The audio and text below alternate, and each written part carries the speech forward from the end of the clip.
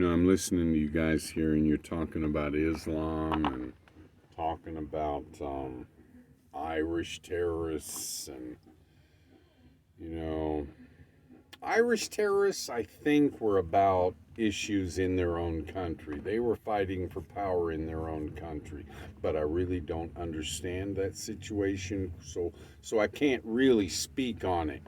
But I tell you what, I've never seen. I've never seen Irish activists coming over to Houston, Texas to blow things up.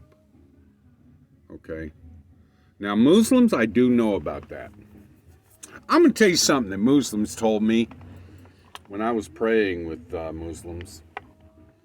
They told me, oh, you really got to read the Quran in Arabic or you don't get a complete understanding of it. Don't they say that? You got to read it in Arabic or you can't really come to have an understanding of it. But guess what? Almost everything I was ever told in Islam is double talk. Almost everything. If you just come to have an understanding that everything they say to you is double talk, if you just accept that, then you'll have a better understanding of them. Let me tell you about this thing where you have to read the Quran in Arabic to have a better understanding of it. Well, I went over to Indonesia for a little bit, for a minute, for about 6 months. It's been a few years ago, maybe 3-4 years ago I was there. And guess what? Everybody I talk to that reads the Quran, and this is a predominantly Muslim country, okay? Muslims control this country, and they don't speak Arabic natively there. But guess what? They read the Quran in Arabic, okay? Now I'm going to tell you what Muslims taught me, and I never took the time to study the Arabic. I learned the first 6 letters, but I probably don't pronounce them correctly. Aleph, Ba, Ta, The, Jim, Ha, something like that. It took me 10 minutes to memorize that, and 5-6 years later, it's still in my mind. Aleph, Ba, Ta, The, Jim, Ha. Okay, here's what they told me. They said, if you learn some basic rules about Arabic, you can pronounce anything in Arabic. So if you learn some basic rules, you can read the entire Quran and you can memorize it in Arabic. But guess what? Indonesians, when I spoke with them and I said, do you know what you're reading? No, but I get blessings from reading it in Arabic. So how is it they tell me that I can only have a more thorough understanding of it by reading it in Arabic, but then they've got the entire country of Indonesia reading it and they have zero understanding of it? Did you know that? They sit in masjids in Indonesia and read the Arabic in Arabic. They read the Quran, in Arabic, and they don't understand a single syllable of what they're reading for the most part. Okay? So they don't get a better understanding of it. They have less understanding. Another quirk in Islam.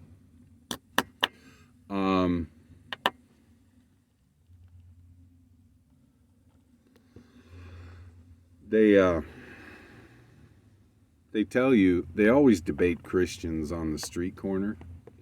They say, you know, Jesus is in the Quran. We believe in Jesus, and his name is Isa. No, it ain't. No, it ain't. No, it ain't. Okay? Check this out. For practical purposes, Jesus lived in the year 0. Okay? Our dating system in most of the civilized world is according to the birth of Jesus. Basically. Okay? Jesus was here in the year 0. Muhammad was here in the year 600, give or take.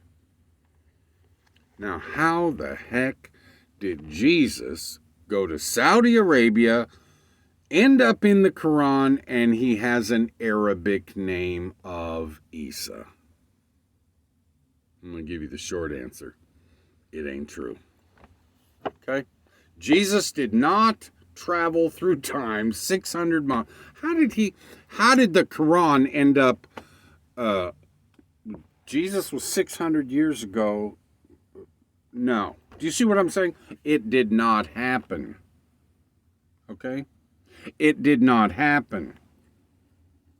I can't see how it happened. Now, you know what? Islam will lock your ass up for the slightest offense. They'll come and kill me right now. You know, when I stopped praying with Muslims, I got a phone call where the man told me exactly this. I can hear it in my mind. He said, Edward, you know, if you're not going to prayer, and it's because you're ignorant, meaning you don't know you should be in prayer, then we should properly educate you and you should return to your prayers.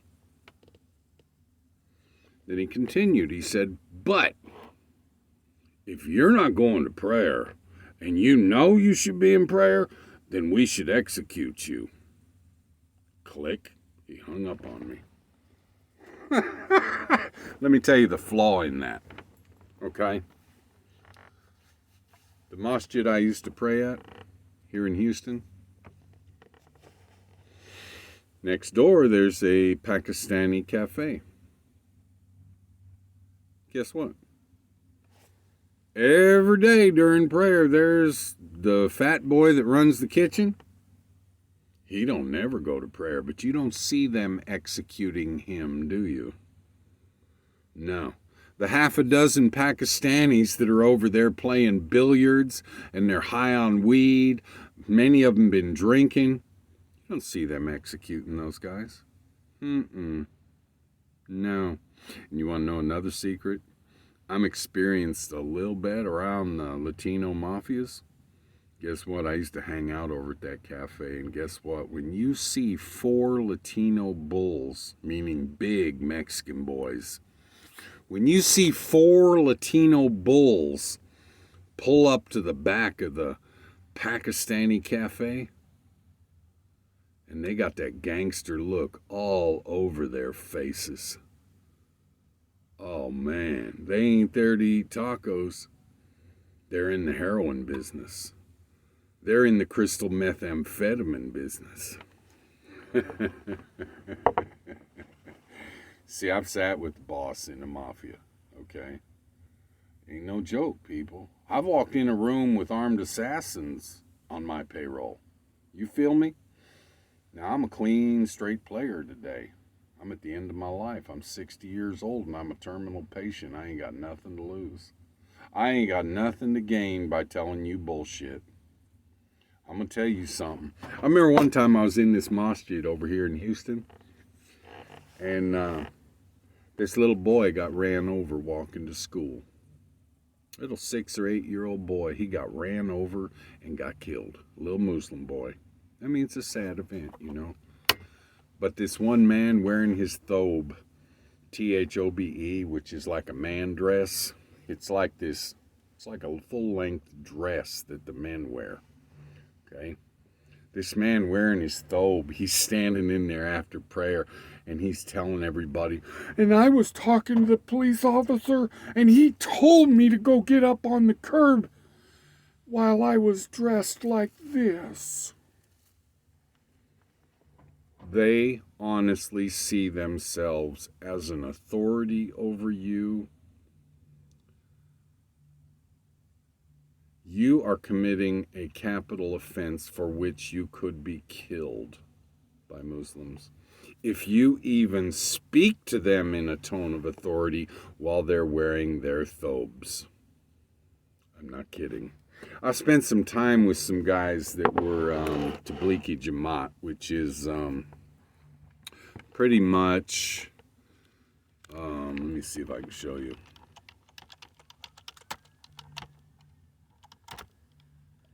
I forgot the T. Tablighi Jamaat is known to be an extremist movement.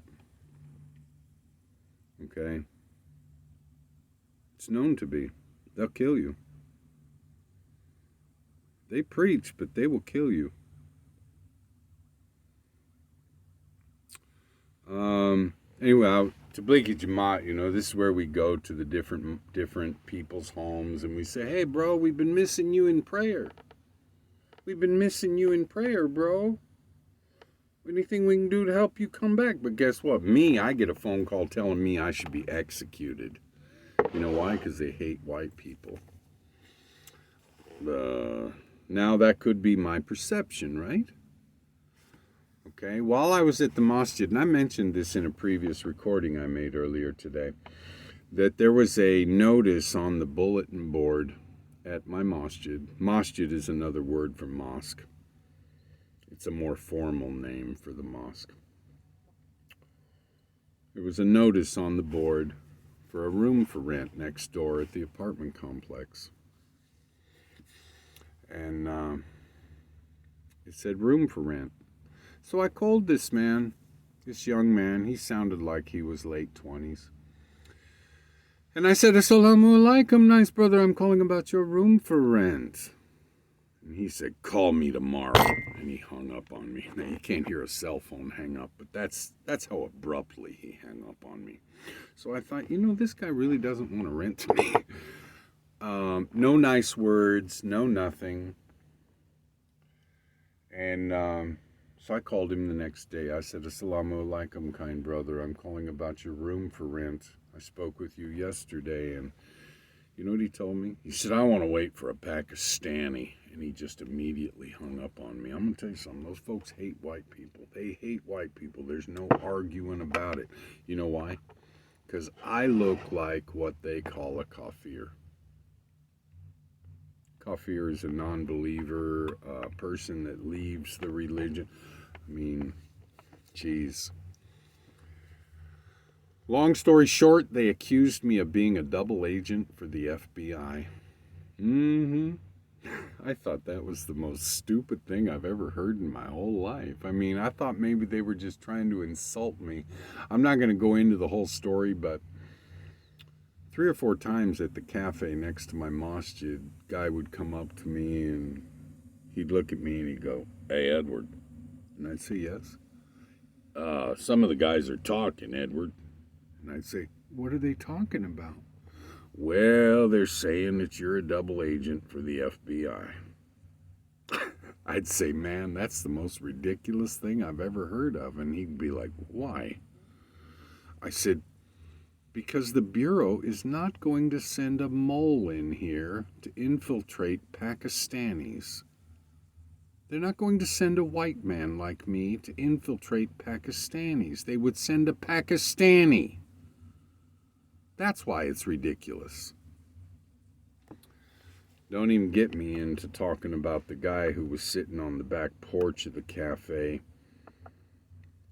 and he heard the rumor that I was a double agent for the FBI. I mean, you know what's ridiculous about that? If I was a spy for some secret agency and I had been pegged as a spy, shit, they would have had me off that contract so quick my head would not have had time to spin. You understand me?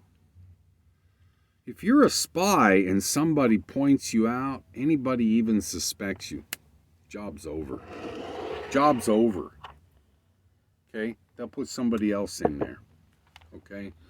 But I was sitting on the back porch of the cafe one day, and this Pakistani boy, he'd been giving me dirty looks. I mean, I read body language fairly well.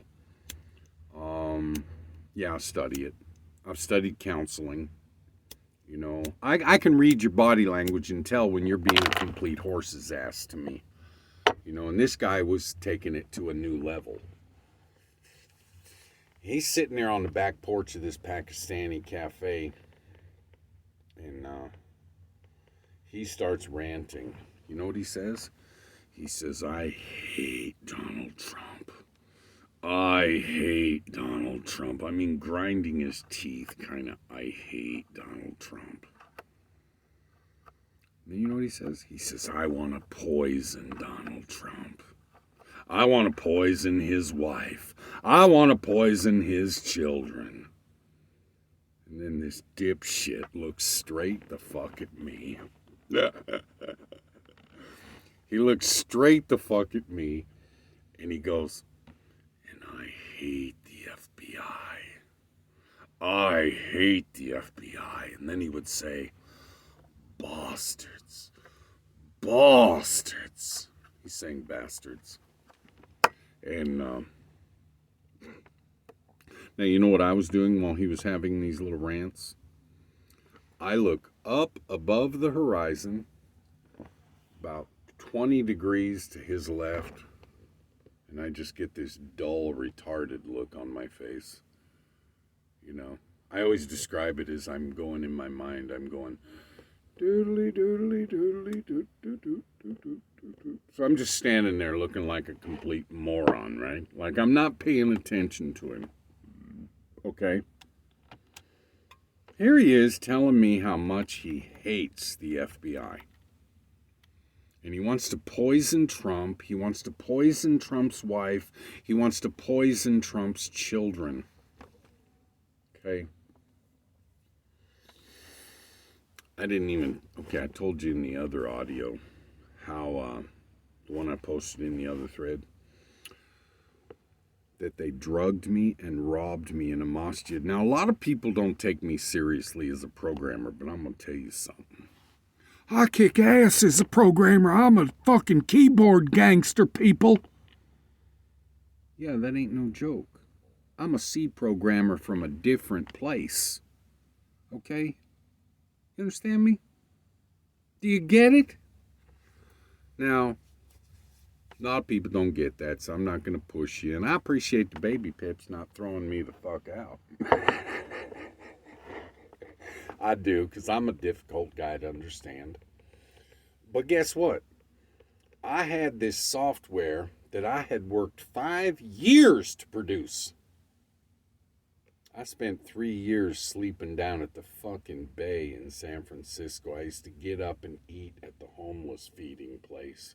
And I would go to the library all day and pound on this project. And you know what? I finally finished it. And I called up my piece of garbage partner and I said, bro, you want to pick up where we left off? You know, because I appreciated him opening his door and letting me stay there for 2 years while I worked on it, even though he stole that system I made there also. I said, you want to pick up where we left off? And I told him about it. And I took my system out there, and you know what he did? He changed all my parameters. And I said, bro, don't do that, man. He ended up giving me 10 grand to tell me to get the hell out. Okay? It's a true story. I'm going to tell you something. I used to be a criminal. I don't lie to nobody today. Do you understand that? I don't lie to nobody. I don't get paid enough to lie to you, even if I don't like you. I don't get paid enough to lie to you. Do you understand? Okay, so I'm telling this Muslim brother at this computer company I'm working at, I told him, I said, man, my shit turned 900% profit, bro. And this idiot gave me 10 grand and walked off with my software. And I'm standing there with it in a briefcase. And this Muslim man looks at me and he goes, can I have a copy of it? I'm like, you not listening to me, Waziula? You not listening to me, bruh? And then he just stopped talking to me. And you know what he did? He invited me to a masjid up in Northwest Houston. He said, come on, Edward, let's go to prayer. I said, okay, let's go. We got up there. He stands in the prayer line next to me. Allahu Akbar. All that, you know. I really believed the revelation, by the way. I was really getting into it.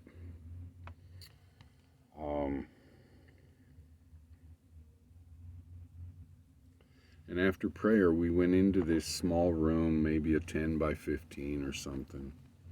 And I had my leather briefcase style laptop bag with me. It had 2 laptops, one in one side, one in the other. The second laptop, I had it in a pouch that was designed for like file folders and stuff, but it fit in there. And in the center pouch, I would always put my power cables for these two IBM ThinkPads. I would always coil up the cable around the transformer, you know, that little bulky transformer thing. Not an electronics man. And I would always put the Velcro strap around it. And I would put one of my power cables in the center pouch at one end, one at the other end. And I would always put my laptops on either side of the center pouch on the outside with the hinge facing down and the screen facing out. Guess what? When I sat down in that room, they handed me a single serving plate, you know, like a throwaway picnic plate, you know, with a single piece of chicken on it and some rice. And when I ate that chicken, it had knockout drugs in it. This motherfucker robbed me. When I ate that chicken, it had knockout drugs in it. And I'm going to tell you something. If you ain't never been knocked up with the date rape drug, I just want to tell you, I don't care how strong you are. You're going out. You're under anesthesia, okay? You're going out. You don't have time to say, hey, why'd you drug me? So I went down, and when I woke up, you come back to consciousness really quick. You ask around, ask a doctor. Are there drugs like that where you can get knocked out real quick, and when you come back, boom, you're alert? You ask around. I've never asked anybody, but I know what happened to me. When I woke up, I just sat up, and I looked at these guys. How you guys doing? How's your lunch? Is it good? Yeah, it's good. Those MFs sat in that room and watched me get drugged. And while I was knocked out, they got into my briefcase. And you know what? When I woke up, I went over and I checked my briefcase. My cables were not coiled up like I always put them. Always. Oh, do you see how retarded I am about details? My cables were not coiled up. They were just jumbled up. It looked like cats had been playing with them. And my laptops were both inserted into the bag differently than how I do it. I always put the hinge down. I always put the screen facing outward. And so when I reached over and just casually opened up the center pouch and I saw my cables loose, just jumbled up in there, I said, holy shit, these motherfuckers robbed me. But I didn't say nothing because I'll tell you why. I mean, I'm sitting in a room full of men that are most likely terrorist level lunatics, okay? They just drugged me and robbed me. Shit, 6 of them could hold me down and cut my throat, and they'll change the carpet in the room. You understand me? I'm not kidding you. These fellas ain't no joke. Now, I want to tell you what happened when I stopped hanging out with these Tablighi Jamaat guys. Can you see how irritating I can be?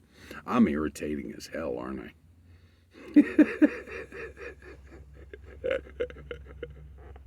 Guess what?